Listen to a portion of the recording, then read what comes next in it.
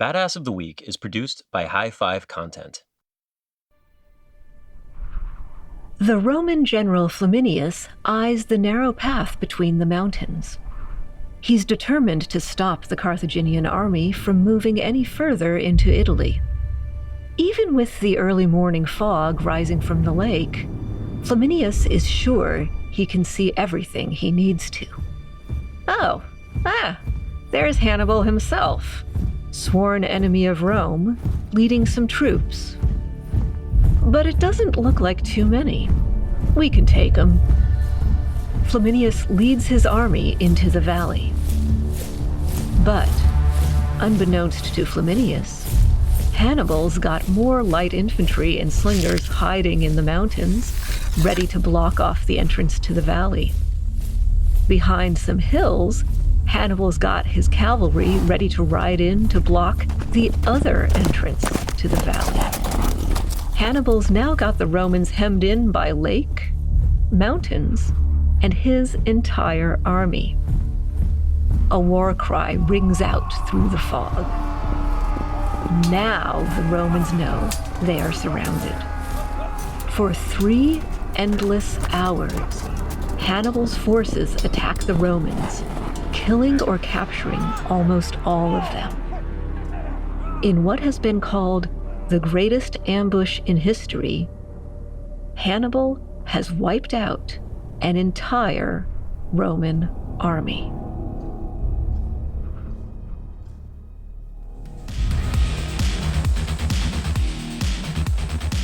Hello, and welcome back to Badass of the Week.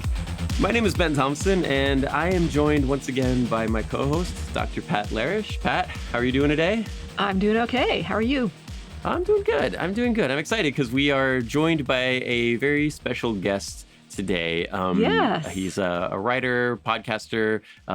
We are joined by comedian Mike Primavera. Mike, thank you so much for being on the show. It's great to be here. Mike is your Twitter famous comedian. That's the word. That's the word. Yes. Yeah. So Mike and I have been friends for like 15 years now, I think. At least. I was doing the math recently. We started our weekly Dungeons and Dragons group in 2009. And so you joined like pretty soon after we started. So we've been friends since then. I'm always happy because Mike does you do a lot of comedy stuff for Instagram and on Twitter. And I'm always very happy when your tweets pop up in my feed as being retweeted by somebody else I know that doesn't know you. Those are always the highlights of my day, when somebody I haven't spoken to in like decades will send me a text and be like, my brother's priest sent me this. And I was like, I know him. Yeah, that's always fun. Like it happens like with a pretty strong regularity in my life. I feel like a couple people in my feed that are just follow you and are retweeting all your stuff, which is awesome. So Mike, you're a writer. You are currently an editor and writer for Pleated Jeans, which is a comedy website. And you still do some podcasting? You used to do a podcast, but I don't know if you still do. I did a podcast way back in the day, and I don't anymore. I still will eventually. Someone will hit me up to be a guest, and I love to do that. But I haven't got into it myself. But I listen to them like crazy, so it's always fun to be on. Awesome. Well, it's very fun to have you on, and we are going to talk about a very cool character from history that I like. And when I was like, hey, do you want to come on? You're one of my famous friends. I don't actually have that many famous friends, but it was a little weird that in our D&D group, I had like the 3rd most Instagram followers of everybody in my D&D group. But yeah, so when I was like, hey, do you want to come on? What do you want to talk about? And you had an answer like right away. Yeah, I just so happened to be like really deep into Hannibal Barca at the time.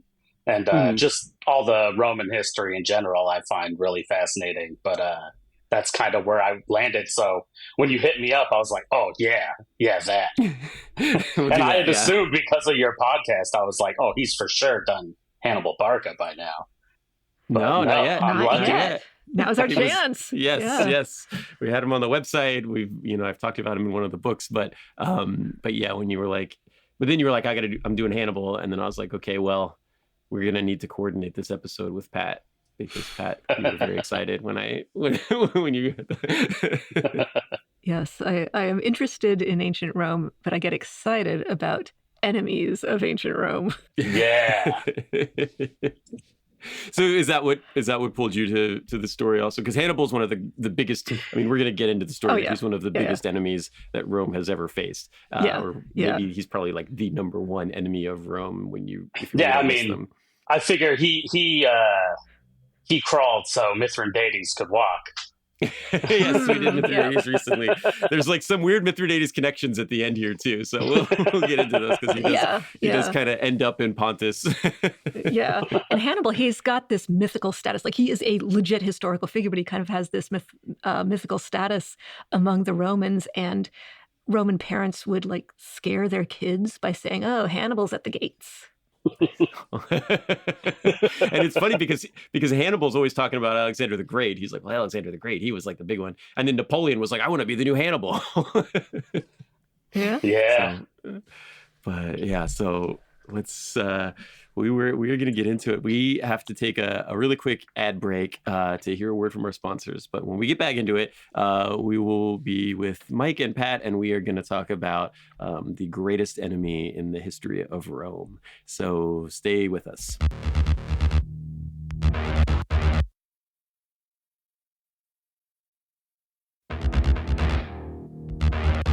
All right, welcome back to Badass of the Week. We are joined by Mike Primavera and my co-host Dr. Pat Larish. We're going to talk about the story of Hannibal and the Second Punic War. But in order to get into that, we need to understand what a Punic is, and by extension, what Carthage is, because they're the enemies here, and they're going to be the nebulous enemies of Rome throughout the entire episode. But Pat, what is Carthage? Okay, so Carthage was a city that became the capital of an empire, which is modern-day Tunisia. So the modern capital, Tunis, is about the same place where Carthage was. Carthage was itself founded by Phoenician merchants, and they had a vast mercantile network, empire, whatever, around the Mediterranean, and especially around North Africa and Spain. Now, if you're the Romans, you might be looking at these people and thinking, okay, who are these people? Why are they so powerful and influential in the Mediterranean? Massive, wealthy empire that kind of surrounds us on three sides in the Mediterranean is bad, right? That's not quite what Rome is looking for. And at this time, they're the Roman Republic. So pretty early on in Rome, and we're talking, the 200s BCE. And so they're kind of finding their way, and Carthage is a rival. So, and this is the context into which Hannibal is born in the year 247 BCE. His family are very powerful, influential. His father, Hamilcar Barca, was a leader. Barca means lightning. It's a kind of a nickname that he acquired. I love. I think that's awesome. We keep seeing this coming up, and I love this whenever it comes up where I think Jim Thorpe's name was path lit by lightning. Mm-hmm. We see a lot of I think when Kamehameha was born, there's lightning bolts coming out. Yes. It's like an awesome, it's an omen, but it's also lightning, but also it's their given name or at least their adopted name. It becomes a name. Yeah. So Hamilcar Lightning. Yeah. Hamilcar Lightning. That's a great name. It's a pretty great name. It is. They should just translate that. They should just go by that all the time. They should. We should know him as Hannibal Lightning, I feel like. Maybe people wouldn't take him as seriously if there was a book called Hannibal Lightning. It'd be like it's a graphic novel. Well, it's like he makes his son swear to be an enemy of Rome at the age of 8 years old, which sounds intense, but I guess if your kid's name is Hannibal Lightning, it's not that intense to be like, hey, listen, I know you're 8, but You have to destroy Rome. You must hate Rome forever. I have fought them with every ounce of my being. They're going to kill me in the future. Spoiler warning. I can see it, and you must hate them for the rest of your life. And then Hannibal's like, okay, I can do that. Which is what he does. Yes. And so, okay, so Hamilcar is fighting. He's fighting Rome in Spain, in like near the Ebro River, which is in Spain. But they're kind of, they're butting heads, and there's eventually the First Punic War, which is largely naval. A lot of fighting, a lot of ship fighting. And this is like kind of when ship fighting was pretty intense, where you would just literally like crash your ship into the other ship and jump on their boat and start fighting people. Yep. Like a demolition derby style naval combat. And so that's the First Punic War, but the big one's going to be the Second Punic War. And the Punic comes from the word for Phoenicians, which is the type of people they were. I was super curious about that, and I just learned that like 2 weeks ago. So Yeah. So Phoenicians, we pronounce it with an F sound, but it would have been pronounced Poinician. So the Poinician, the Poiniki or the Puniki, they're just variations on that name. Yeah. Oh, so it's the Phoenician War. Yeah. If you want to call it that. Yeah, you could totally call it that. Yeah. All right. Yeah. Okay. So Hamilcar fights Rome, and he's killed fighting them in some kind of skirmishes along the border here. And through a series of events, power passes to Hannibal. And Hannibal's like 26 years old, somewhere in that range. When he takes over, he is clearly he's an aristocrat, right? So he's a nobleman, but he's got talent in fighting, and he's got that lightning bloodline. So he takes over, and this is where we kind of get his first real trial in combat. And this is kind of an interesting situation, and this is the beginning of the Punic War. So the Punic War starts with him and it ends with him. Yeah. So Ben, you mentioned the Ebro River in Spain, and for a few years, is it pronounced Ebro? This is a thing. Ebro, Mike, Ebro, you'll see this repeatedly throughout the episode. This is a thing that it's words that I've only ever read, and then I say them out loud, and then Pat's very great about it. She'll just be like, "Oh yeah, no, the Ebro, great." I've been saying Ebro for 44 years now. I guess I'm assuming it's Ebro because I'm assuming it's a Spanish and or Latin name, so I'm giving it, Latin/Spanish vowels. I'm sure that you're right about this. There are many ways to be right. Anyway, that river. Okay, so Ben, you mentioned this river, and for a few years there is this treaty that's mostly working between the Romans and the Carthaginians, dividing up Spain. The Romans are allowed to have influence, power, territory, whatever, north of the river, and then south of the river, okay, that's fair game for the Carthaginians.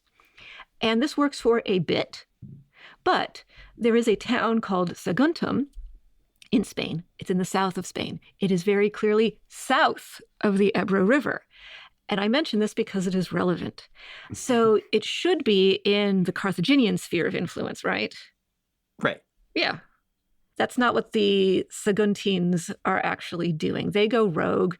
They just ignore the treaty, and they make their own little personal, their city makes a treaty with Rome. They make an alliance with Rome.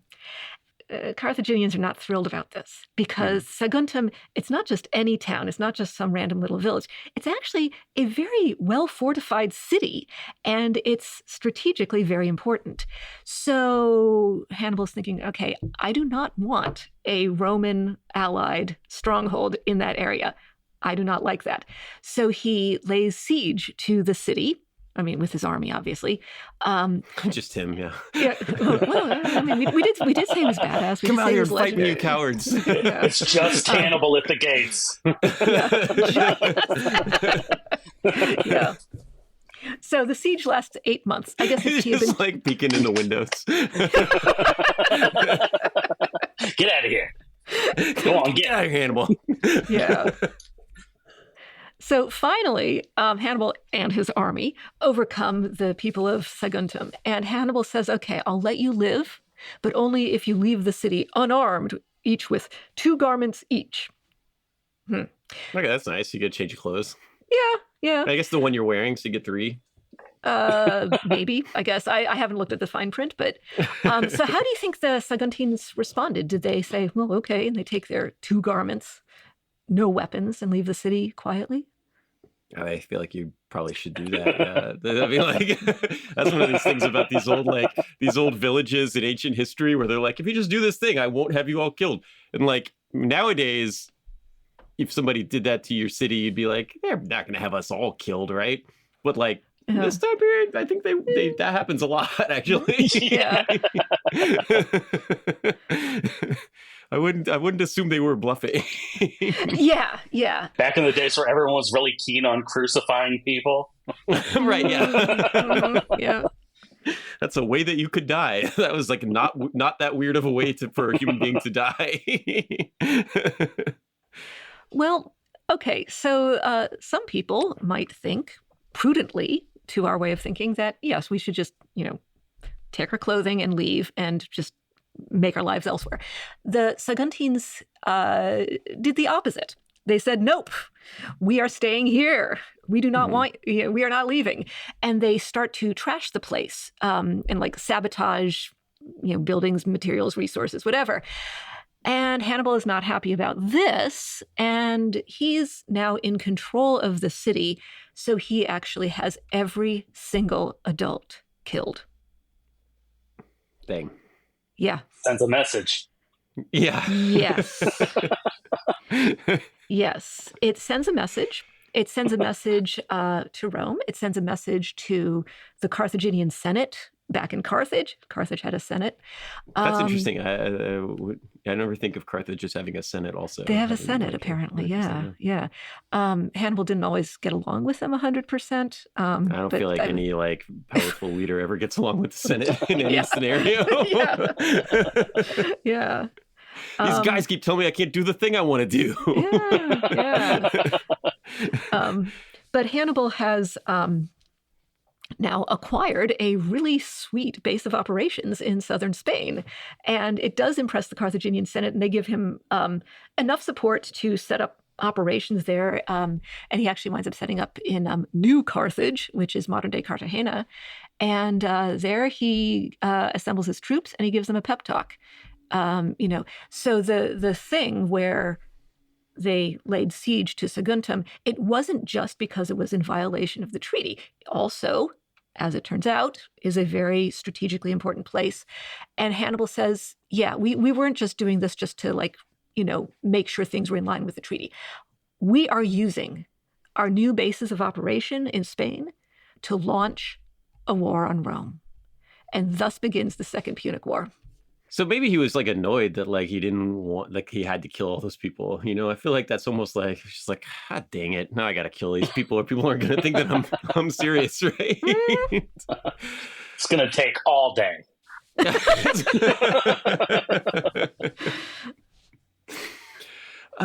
Okay, and so Mike, we've got a little bit of a problem here, because we now are in, Hannibal has decided he's going to attack Rome from his base in Spain, but that he's got some ground to cover, and it's not easy ground to cover. Yeah. He's got to cover, he's got to cross through basically Spain and France, and then he's got to cross the Alps, which are really tall mountains.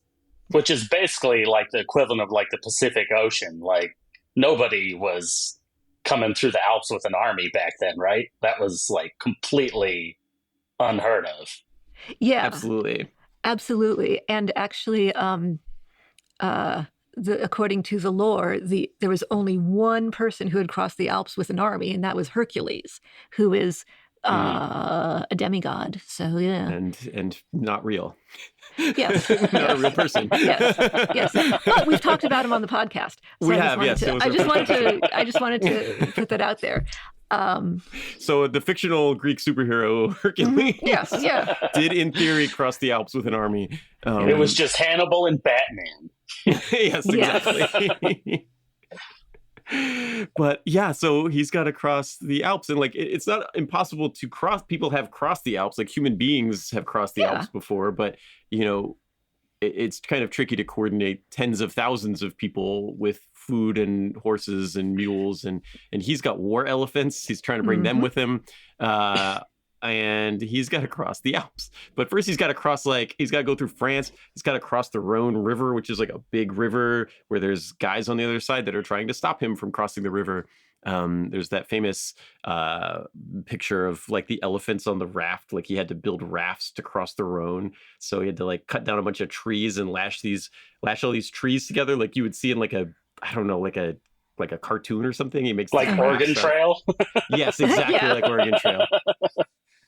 And he puts elephants on him and he sails them across the river, and he sails all of his like food and weapons, like ammunition, like armor, all this stuff. He's got to ship all that stuff with him.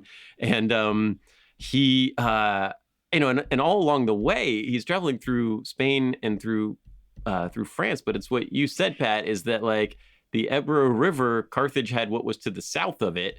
And then what was to the north was Rome. And so all of these places he's walking through are inhabited by people, many of whom like Rome and are fighting him. So he's fighting the whole way he's doing this. And then, but he's also meeting some people who don't like Rome. So he starts meeting some of these Gauls in France, present day France. One of my favorite jokes from the first book is that I say Gaul is what we call France when we want to make it sound tough. But yeah, there's all these Gauls in France that he's meeting, and he's recruiting them, and people are joining his army. But he's got to march them through these Alps, which are very high and snowy and high altitude, and these treacherous mountain passes. Not the natural habitat for elephants. Not the natural habitat for war elephants. Yeah, exactly. It is wild to march. Like, what the poor elephants must have just been thinking, like, what the hell? Yeah. What is happening? Yeah, and even like he's got a kind of an interesting army, right? The Roman army is a little bit more homogenous than his army. He's got Spanish swordsmen, he's got guys from North Africa, he's got these war elephants, he's got cavalry, like Berber cavalry, and none of these are people who live in cold weather either, right? Like that's true, yeah. It's all guys from Spain and North Africa crossing these mountains. They're from places that in a lot of cases don't have mountains. Yeah, so they got to cross these mountains. People are trying to kill them while they're doing it. You said the elephants, Mike, and I like that these are the big African elephants, but there's the elephants. A lot of them don't make it. Most of them don't make it. He doesn't get to bring the elephants into action very often in Italy because a lot of them just they're not. He gets them across the Rhone. But when they get to the high altitude, they're like, nope. Yeah. Not designed for this. No. Not designed for steep, rocky incline through snow and ice and wind. But yeah, he gets his guys across, and he comes through with a decent-sized army through the Alps, which, the Romans kind of knew that he was moving around. They knew that there was a Punic War on. They weren't surprised by that. They knew he was kind of moving through Gaul, but they kind of, at some point, were waiting for him to get on a boat and sail around and not go through the mountains. Because, like you said, it's the Pacific Ocean. There's no way he could go through that. He's got to, at some point, get on a boat, and then we'll just have our Navy kind of around here tailing him, see what happens. But he comes through, and then when he gets on the other side, bad things start to happen for Rome. Yeah, the first battle is the Battle of the Trebia, and this is against Tiberius Sempronius Longus, if you're keeping score. And Scipio Africanus. It's not important. The Roman names that are involved here will not be important because all of these guys, every name that we're going to list it for the next section of this episode will just die the second you meet them. That's true. That's true. They're all either named, yes. They're all either named Scipio or they die immediately. Exactly. Yes. If they're not Scipio, then you don't need to remember it. They're going to die. I gotta say That's something about reading all of this. The names are infuriating. The fact that everyone is named Hannibal or Mago or Hasdrubal or Scipio is crazy. Yes. We ran into that with the Mithridates episode, where every male character in that episode is named Mithridates, and every female character was named Laodice. Yeah. His mom, his wife, but two of his wives, his sisters, which were also his wives, like everybody's named Laodice. Yes, so yeah, Tiberius, he's not Lungus for this world.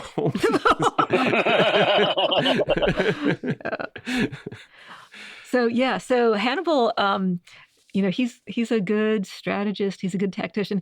He breaks up his cavalry into several parts, and this is like horse cavalry, not elephant cavalry. Sorry. I think like 2 elephants made it through the Alps. So he did have a couple in Italy, but like and he liked to travel near them because it was like impressive to be riding around with them. I mean, just for the scare tactic, like if you're somebody who had never seen an elephant, I'd run away. Like, could you imagine? I don't think I'd fight an elephant. Even if like having it described to you, well, it's this giant, it's like this huge, giant gray animal with these big tusks that come out and it makes this horrible noise. No, I don't. I'm out. Oh, so a monster. Yeah, just a literal monster. Yeah. Literal D&D monster. So he splits off one part of his cavalry and draws out some of the Roman forces. And then while he's doing that, the Carthaginian cavalry rout the Roman cavalry, and the Carthaginian infantry flank the Roman infantry. Things are not going well for the Romans. And this is not all. He's actually been keeping another part of his cavalry up his sleeve. They've been kind of in hiding, so he brings them out, and he hits the Roman infantry from behind. And this is just, everything's coming up Hannibal. This is going to be a thing that continually, like his first battle, he surrounds that city and starves them out until they surrender, and then every battle since after that, he is going to surround the Romans. Even though he has less guys than them in some cases, he gets troops around them every time. There's one story where he was crossing the Rhone where there were some guys that were trying to stop him from that, and he had like sent guys across the river. I think it's a big river, right? He sent guys across it above and below, and so he was on one shore, like yelling at them, and they were like, "Get over here and fight us!" And they're like, "Okay, fine, we'll come over." And then when they come over, like the other guys turn around, and there's Carthaginians all like north, south, and behind them. He's a sneaky boy. Yeah. So he crushes them at Trebia, and then they go on to Lake Trasimene, and Carthaginian cavalry like riding out of the fog downhill to surprise the Roman flank and destroy them. And what we were talking about with these Gauls, like they're joining up. A lot of these guys are, because you got 2 options if you're some village in this part of the world at this time. You join Rome or you die, right? And a lot of these guys joined Rome, and some of them liked it and some of them didn't. And when an option B arose to or an option C of like, you can join these guys, they're probably okay. It can't be worse than the other guys, right? Well, and they're certainly much more successful. Yes, right. There's that too. I'll just go with whoever's winning. Just leave me alone, please. Yeah, and he's Hannibal has been acquiring allies from villages, in Spain, in France, but we're on the Roman side. We're on the Italian side of the Alps now. So you'd think they would have a closer relationship with Rome, but no, Hannibal is still picking up allies, even though we're getting closer to Rome. Or maybe especially because we're getting closer to Rome. Yeah, there's all these guys didn't like Rome all that much. Yeah, so his army goes through and he wipes them out at Lake Trasimene. He wipes them out at the Trebia, and then there's a weird story that kind of comes right after Trasimene, Pat, that you were telling me about. You wrote in our outline, "Release the cows," and I'm curious for cows. I'm curious for some context. Oh boy. What is this? So Hannibal and his army, they're making their way, south through the Italian peninsula, getting closer to Rome, and at one point, they're forced to go through this narrow pass. And okay, Ben, sending your army through a narrow pass could be risky, especially if as was the case here, you know that there are Roman troops in the area, and you're like, okay, are they gonna pick us off as we go through? Hannibal gets a bunch of cattle. He ties branches to their horns, and then after nightfall, he sets fire to the branches, which, remember, are tied to the horns of cattle, and he turns them loose. And so the cattle are panicking. Maybe they're stampeding. I don't know. They're just kind of running around. I mean, I'm a cow. Do cows have horns? I don't know. But I'm an ox. I have horns. My horns have branches. The branches are burning. I do not understand what's going on. Help. And this is mayhem. And he's, of course, releasing them in the general direction of the Roman troops. And it's after night. You have these erratic, I mean, just imagine what it looks like to the Romans. Like demons coming through the forest after you, right? Like just mooing, screaming demons. Flaming antlers and horns and stuff. Just the old flaming cow trick. Oh, Hannibal. What a rascal.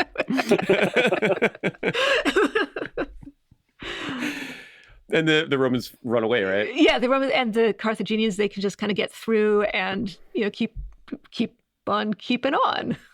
Yeah. And so news is coming back.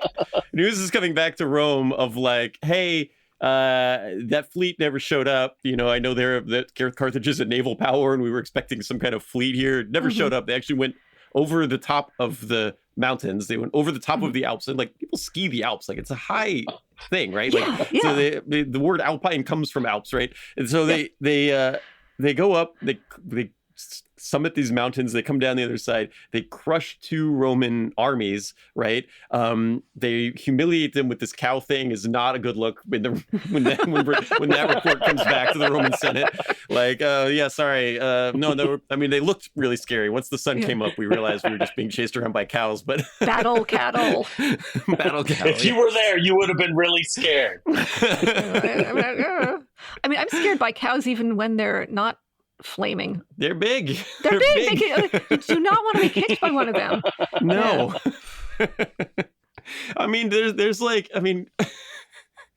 like you've seen like the guys who try to ride the bulls like at the rodeo, right? And they get the rodeo clowns out there and they chuck those guys. I would not want to be on the other end of that running of the bulls, since we're talking about Spain anyway. They probably got that from that, right?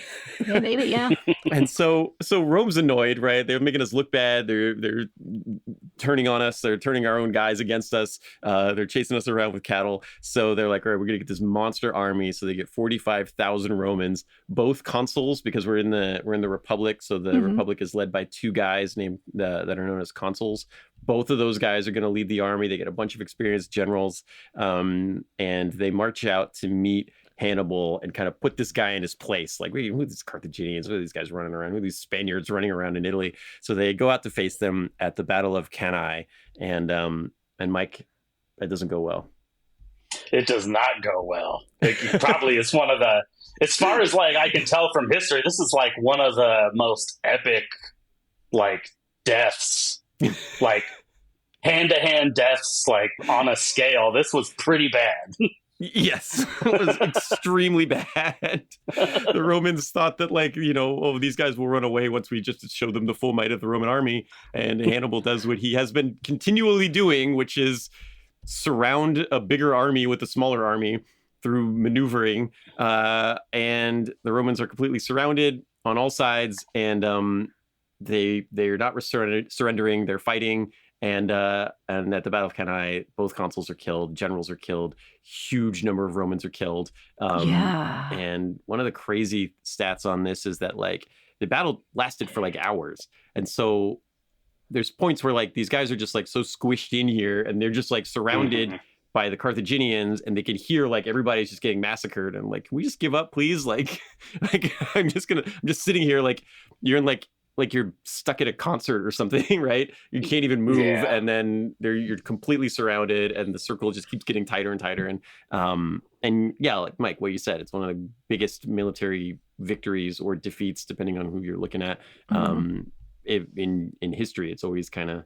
I had this book when I was growing up on like the great battles of the world, and Cannae was the first one on there, where it was just like, this is the one. Like this is where it all starts. Of like, this is where military tactics like becomes a thing that people started to study. The Romans after this were like, we have to start looking at that now. I mean, to be fair, like a smaller army doesn't really circle a larger army. Like, you don't think that's really possible, but he sure did it. Sure did it. So the Roman army is crushed. Of those 45,000 guys, very few make it out alive. The leadership, the aristocracy, the generals, the consuls, some senators, bunch of important Roman people die. That is the Roman army that was supposed to defend the city against this Carthaginian army. Hannibal has crushed them utterly and still has like a pretty decent sized army. And so that's it, right? That's going to be the end of the Punic War. That's going to be the end of Rome. Hannibal's at the gates of Rome and he's just going to take it, and that'll be the end of the Punic War and the Roman Republic as we know it, right? Right. Is that how it works, Pat?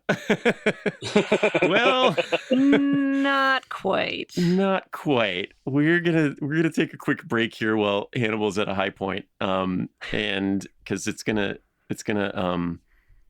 we'll see what happens. Stick with us. We're gonna go on a break real quick. We'll be right back.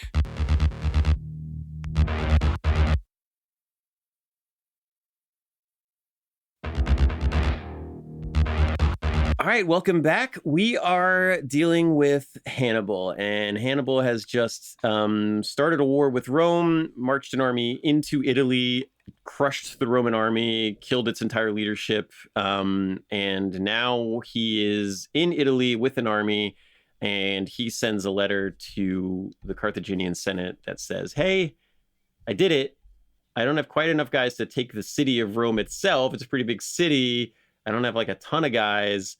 But I would love to put the capital of your archenemy under siege now that I've defeated their armies. Can you please send me some guys? And Pat, what happens? Do they say yes or no? Well, you know how we said earlier that Hannibal and the Carthaginian Senate do not get along 100%? Mm-hmm. Yeah, this is one of those not 100% moments. And it's maybe more of a 0%. They do not send reinforcements. Right. And this is one of the wildest parts of this story, right? Is that for 2 years, he's been crushing them. He defeats them. He defeats Rome every time he faces them. He's got them dead to rights. And all he needs is like reinforcements to besiege the city, which he already owns. But you know, after 2 years, he's beaten everybody. And then for the next 10 years, Hannibal is in Italy with a force that is powerful enough to defeat any Roman army that comes after them, but not big enough to surround the capital and lay siege to it. And 10 years is like, that's like a long time. That's a very long time. Yeah. He goes up into the mountains. Spinning your wheels. Right. You know, like I've had jobs that I felt like this was like the worst job I've ever had in my entire life. I can't wait to get out of here. And it was like 8 months, you know? This guy's stuck there for 10 years. He's like going up into the mountains outside Rome. He's wandering around, but he can't take it. And this is like one of the weirdest parts of the story where they just never send him the help that he needs. And I must just be, at some point, it had to have just been like, people in the Senate just being mad at him, right? It had to have just been like political whatever, right? It seems so weird to like mortgage your entire civilization on, I don't like this guy. he's mean to me in the letters that he sends me. Well, also he does the equivalent of like this amazing like touchdown drive right to the goal line and then just takes a knee and runs the clock out. Because the coach is like, nah, we hate touchdowns. It's like he's out there like, can I run a play? No, we're good. You're good. You did it. You did it. It's great. You're doing awesome. Good work, man. Keep up the good work. Okay, so while he's just kind of stuck, they're not sending him help. They're not sending him reinforcements. He's there. He keeps being like, hey man, how about now? Can I have some people? And they're like, oh, Hannibal, stop bothering us with this. He's always whining for more troops. It's fine. You beat Rome. They're not coming back. Don't worry about it. Except they are. And so Mike, you'd mentioned Scipio, and the Rome is not doing what Carthage is doing. They are planning on defeating Carthage and putting an end to all this nonsense that's happening right now, because this makes them look really bad. This is worse than the cow thing, having all these Carthaginians running around Italy all over the place. So they get a guy named Scipio, and so Scipio is he's from a very famous noble house in Rome, and Scipio was 16 years old. He was a cavalry officer at the Battle of Trebia. And at that battle, his dad had been one of the commanding generals of the battle, and his dad was wounded. And so his dad was also named Scipio. Yeah. Yeah. So we'll just do the one Scipio. Scipio's dad is wounded at Trebia. Yeah. And so Scipio's 16 and he has to fight his way to like rescue his dad. And then Scipio is also at Cannae. He's one of the few people who made it out of Cannae alive. And so he's seen some stuff before he's like 17 years old. And, while these 10 years are happening and Hannibal's kind of trying to get that final yard to score the touchdown, Scipio is deciding we're going to get this guy. So he starts with a cadre of guys who had survived Cannae. So he finds a lot of other veterans who had been there and was like, we're going to get this guy. And he starts to raise this army. And rather than attack Hannibal directly, because Rome has been doing that throughout this 10 years, Rome continues to attack him and continues to get crushed by him. Every time they face him, he defeats them. So Scipio is like, all right, we're not going to do that. We're going to go to Spain. We're going to go fight his brother. So they go west to Spain and attack that base that we had been talking about before, where that was the base of operations. That's where a lot of his reinforcements are coming from, his supplies, all that. Scipio goes to attack that, and Hannibal's brother Hamilcar is defending it. Hamilcar is defeated in a pretty close battle, but Scipio defeats him. And after he defeats him, he crosses from Spain into North Africa and starts crossing along North Africa. He's winning all of these battles. And then at some point, he gets outside the gates of Carthage. He defeats the Carthaginian army, and now Scipio is at the gates of Carthage. And when Scipio, texts Rome and is like, hey, I need some guys to lay siege to Carthage, Rome is like, hell yeah. How many do you need? That's how you do it. That's how you do it. That's right. Okay, so the Romans, they've been taking notes. They've been learning. Yeah. Okay. So how many guys you need? We'll send them over right away. Put them on a boat and take them over there.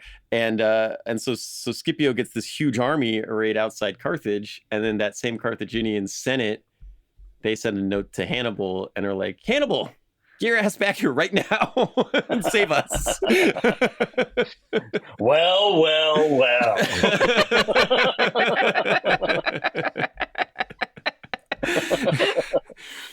And so, but he does it. I mean, what are you going to do, right? The orders are orders, I guess. And they go to Hannibal and they say, please come save us. And he comes back and he tries to save them. But I mean, his heart's not in it at this point, right? Yeah.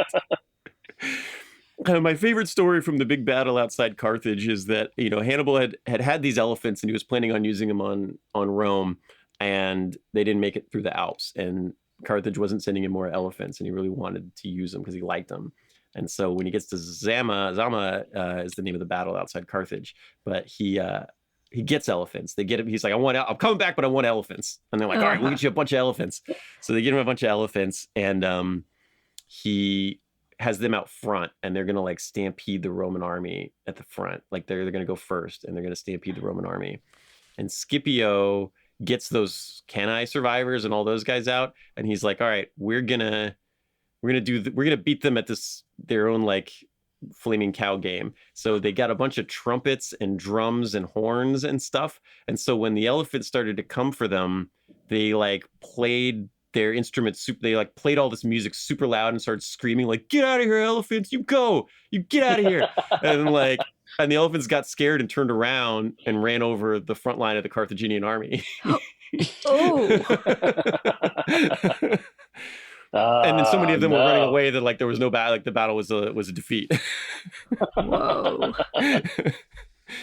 Scipio defeats them and takes Carthage, and Carthage loses the Second Punic War. There was a lot of calls at the time to burn Carthage to the ground and salt the earth, but he does not do that. He does get the nickname Africanus to become Scipio Africanus for defeating Carthage. He does not burn Carthage to the ground and salt the ashes.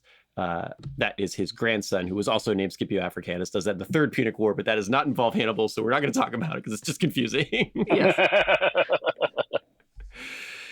Okay, so Hannibal loses the war through, I would argue, no fault of his own, right? They called him back to take over. He had it. He had it, yes. Yep. He gets called back to take over this other army that he hadn't commanded, that's in this terrible defensive position that he would have never been in if he had been leading that army. And all right, but now what, right? Because now you got a big problem if you're Hannibal, because Carthage was defeated by Rome, and Rome is now in charge, and there's Roman guys in Carthage, and they don't like Hannibal. So what does he do? Yeah, what does he do? That's a question, yeah. I don't know. I don't know the answer to this. Yeah, if you were Hannibal, what would you, Mike, what would you do if you were Hannibal? I mean, that's when you pop out the cyanide tooth and take a crunch, right? That's coming, but not yet. That is a little bit of foreshadowing. He did get that installed, right? This is probably around the time period that he's like, I better get one of those. Yeah. Better get that poison ring or that fake tooth. Like he's like, oh, I'm gonna have that installed because I feel like that might be useful to me in the future. But he does it right away. He becomes like a magistrate in Carthage, and he's like, Carthage is supposed to pay Rome a bunch of money, so he becomes this like local governor, and he's like, all right, we should just get the money together to pay these Romans. But the Carthaginian Senate still hates him, and all the aristocrats still hate him, so they don't do anything that he wants them to do, and eventually he's just like, I'm out of here, this sucks, I hate you guys, suck, I'm out of here. And he leaves and he goes to the Seleucid court, which is one of these Alexander the Great successor states. It's in present day Syria, and he decides he's going to help the king there. King Antiochus the Great is going to fight. He's about to fight Rome. And so Hannibal's like, well, I did kind of promise my dad I'd fight Rome forever. So I kind of got to do that.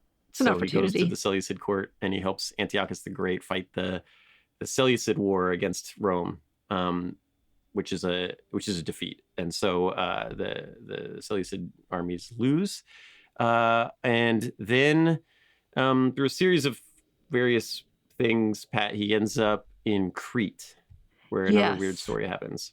Yes, he ends up in Crete. He's got a lot of gold with him, and he's kind of seeking asylum. He saved it up to pay to the Romans, and he was like, nope. Yeah. Actually, I hate those guys too. So he's got this gold, and he wants to be in kind of lay low in Crete for a little bit, but he doesn't trust the Gortinians, the particular people he seeks asylum with. It's like, okay, you're the best show in town, but I don't trust you. So he has this money with him, like he has all this gold with him. So what he does is he gets a bunch of huge jars, just storage jars, boring old storage jars, but he fills them with lead and just a small layer of gold on top. So, if you lift up the lid, you're like, oh, gold. Yeah. Oh, hey, a lot of gold in here. And he makes a big show of carting these storage jars filled with quote unquote gold to the Temple of Diana. Temples were often used as treasuries in the ancient world. And he makes this big show of entrusting his gold to the Temple of Diana. He makes a big show of entrusting local magistrates, local chiefs, local important people with the gold. And everyone's like, oh yeah, he's trusting us with the gold. It's in the Temple of Diana. Okay, yeah. And meanwhile, back at whatever house he's staying at, he's just got some random bronze statues lying around, which okay, these days they'd be in an art museum, but they're just bronze, and also they're hollow. And he just has them lying around his courtyard, just NBD, whatever, yeah. Maybe I'll have a yard sale, whatever. And our Hannibal, well, what do you think he does with those statues? That's where he put the gold. That's where he hides the actual gold. He holds all the gold inside the statues. Yep. Did they steal the gold from the Temple of Diana? I feel like they would have. I actually I don't feel like we're know. planning Oh, you mean the that. fake gold? Yeah, the fake gold. I actually don't know. I mean, like, in a way, it's maybe not even worth mentioning because it's just a bunch of lead. You know? I entrusted you with this. It's my treasure. Yes. I put the gold on top of the lead because it makes it look like I have more. Yeah. Okay, and so then there's one more little adventure that happens with him after the fall of Carthage, where he ends up traveling to Pontus. We were talking about Mithridates. He ends up in Pontus. He predates Mithridates by a couple hundred years, but he does end up with the king there, and the king there is having he's like having a rivalry with the king of another little area here. That guy's name is Eumenes. And Pat, this is another thing in our outline that I really liked because you just called it snakes on a boat. Yes. Snakes on a boat. Okay, what does this have to do with Eumenes, the king of Pergamon?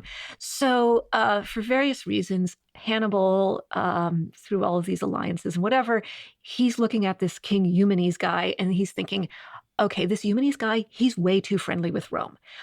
I want to get rid of him. And I'm Hannibal, so I will find a way to do this. Now, one thing leads to another, and Hannibal. It's over Rome because he's got to hate Rome forever. Oh yeah. He travels around the ancient world, travels around Greece and Turkey, or Asia Minor or whatever, being like, oh, you guys hate Rome, or do you like Rome, or do you hate Rome? Because that's how I'm going to decide whether I'm going to be friends with you or not. Exactly. Yeah. I mean, to be fair, Rome is probably sending out guys to kill him all the time. Oh, yeah. It's like getting a call about your student loans. Just every once in a while, someone shows up. Are you Hannibal? No.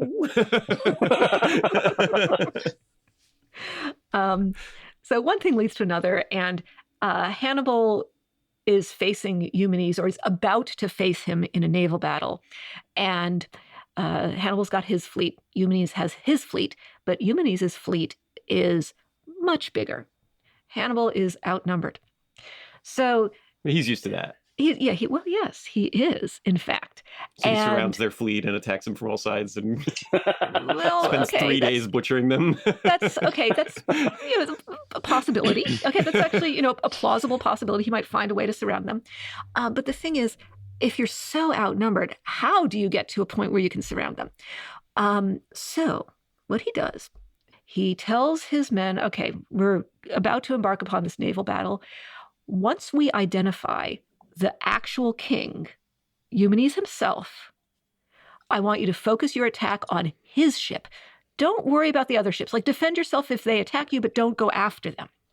Go after Eumenes. I will give a reward to whoever actually catches and or kills Eumenes. What the go-to like finale battle in all like fantasy and science fiction? We just have to kill the one guy, and then the whole army will be destroyed. Yeah. It's like it's the boss battle, right? Mm-hmm. And the Independence Day rule. Yes, exactly. Yeah. So Hannibal says, "Don't worry about the other ships. I suspect they will be a little distracted." And he gives orders to some of his men to do things which I'm going to, I guess we introed this by saying snakes on a boat. So yes, he tells his guys to collect snakes, poisonous snakes. Okay. Now. It's going to sound a little weird, guys, but I got a plan. You know those snakes normally I tell you guys not to touch? I'm going to grab them now. Everybody get a stick. You don't want to use your hands unless you got gloves. Yeah. Just grab them, just stuff them in a bag. I'll explain later. He'll explain later. Okay. So, Eumenes' fleet, we've got all of these ships. Which one is actually carrying the king? It's the day of the naval battle. It's clear, okay, this is a thing. This is happening. We're facing each other. We're staring each other down. Hannibal puts a herald in a little boat, and the herald is carrying a herald staff. It's very clear that this is a herald, which means that the herald is protected by the gods. And also it means that, okay. He's a messenger. He's there to deliver. He's a messenger, yeah. Yeah. It's like waving a white flag, but they had like a whole thing for it in the classical days. Oh, yeah. But he might as well just been on a little boat there waving a white flag like, hey, don't shoot. I'm here to talk. Yeah. So the herald on the messenger on the little boat, sails or maybe rows over to the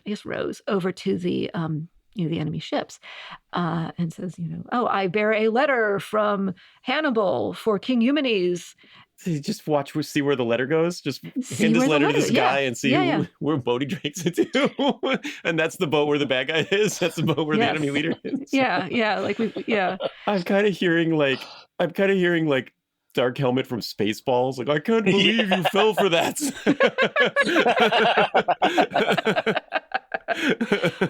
Apparently Eumenes did. I mean, he probably wasn't expecting that like the enemy plan of attack was to barrel directly at him with boats full of snakes. Well, yeah. Probably wasn't. Okay, so Eumenes is reading the letter and he's thinking that maybe it contains some demands, maybe it contains some sort of maybe negotiations for some sort of truce or a peace treaty or something. Eumenes is there. The herald goes back. Eumenes is reading the letter. It actually just contains a bunch of insults. And he's very confused. What is going on? You open it up, it's like, F you. What? Why would you send me this? Yeah. It's just a drawing of a butt. It's just a bunch of poetry about snakes. I don't get it. Oh, you will. So Eumenes is like, okay, well, they're clearly not asking for peace, so why don't we just attack them? So Eumenes launches into battle, and meanwhile, the Carthaginians now know which ship the king is on, so they're focusing their attack on Eumenes' ship. He can't stand it. He manages to escape to land, but the other ships, I mean, we're really outnumbered by the ships here. So the Carthaginians start throwing pottery at the ships. What do you think's in the pottery? Like so many snakes. Like the snakes. Yes. Yes. And when when the first few clay jars start landing on the ships, the guys are like, why are they throwing pottery at us? Like, whatever. Why are they throwing their jars at us? But then after a few of them break and the snakes emerge, then they're like, oh, we get it now. A bunch of angry snakes in these jars. Yes. We need to develop some sort of ship-based weaponry that prevents enemies from getting close enough to throw jars of snakes onto our boats. Put up the snake nets. So yeah, and it worked. Even though Hannibal's fleet was way outnumbered, they were not out-snaked. And so jars and snakes raining down on their ships. The enemy fleet turns around. They turn their ships around and head back to their base. Womp womp. They're like, oh, what kind of genius plan is Hannibal going to come up with to encircle us this time? Mm-hmm. Yes.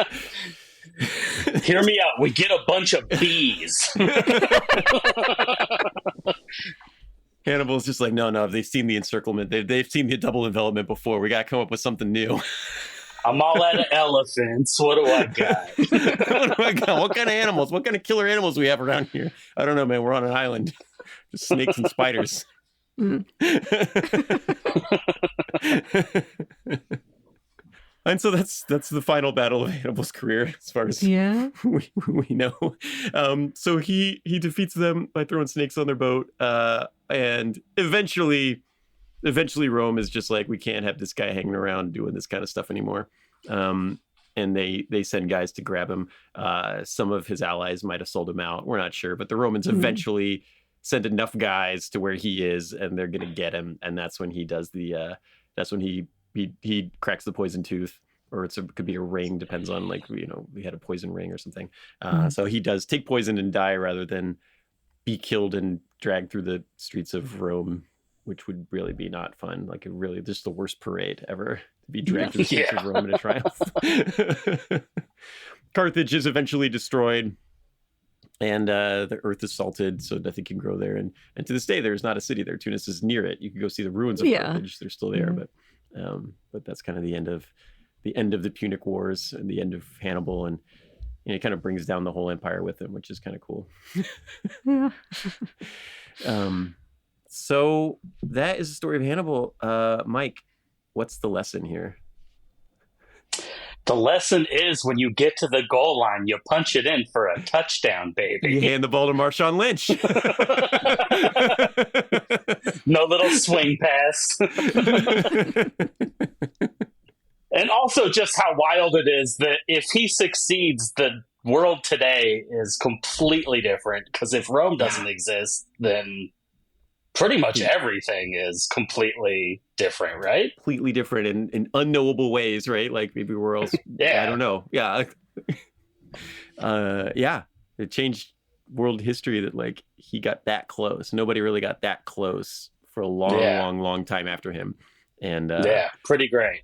Yeah, pretty badass military genius warrior. And then like he kind of became like he kept talking about how he thought Alexander the Great was one of the greatest generals he'd ever heard of, but then Hannibal for the next 3,000 years becomes the guy that other people are talking about, like he was the greatest general ever. And all of the famous like the Caesars and the Napoleons and all of these conquerors, they all kind of look at him as being like, I'll never be as good as that guy, which is pretty good place to be if you're talking about badass historical figures. So absolutely. All right, so that's the story of Hannibal and the Second Punic War, and also lighting cows on fire and throwing jars of snakes at boats, which is we kind of covered everything in this episode. Mike, I wanted to say thank you so much for joining us on here. It was really fun having you on here. I feel like it really added a lot to the show, and really is enjoyable to talk to you, and just good to see you again. I feel like I haven't seen you in like 5 years or something. Absolutely. This was so much fun, especially listening to you guys. It was great to be able to actually chime in and not just be yelling in my shower while I listen to you guys. So, well, we would love to have you on again in the future if you'd be up for it. Absolutely. Awesome. All right, Mike, where can people find more of your stuff? You can find me at Premawesome on Twitter and Instagram, and if you Google pleated jeans, you'll find a bunch of stuff I've done. Okay, awesome.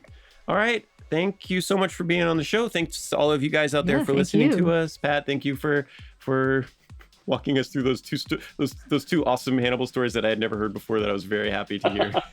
And Mike, thanks for joining us and giving us the opportunity to talk about Hannibal. Absolutely. All right. I guess we're saying thanks all the time, but I feel like I've said thanks a bunch of times. But thanks to all of you listeners out there for listening to the show. It really, we appreciate it. And it's always great to have you guys join us for these weird and wacky adventures. So stay tuned, and we'll see you on the next episode with something else wild. Stay badass. Badass of the Week is produced by High Five Content. Executive producers are me, Ben Thompson, Dr. Patricia Larish, and Andrew Jacobs. Writing is by me and Pat. Story editing by Ian Jacobs. Mixing and music and sound design by Jude Brewer. Special thanks to Noel Brown at iHeartRadio. Badass of the Week is based on my website, badassoftheweek.com, where you can read all sorts of stories about other badasses. If you want to reach out with questions or ideas, you can email us at badasspodcast@badassoftheweek.com. If you like this podcast, please subscribe, follow, listen, and tell your friends and tell your enemies. And please leave us a rating. We'll be back next week with another one.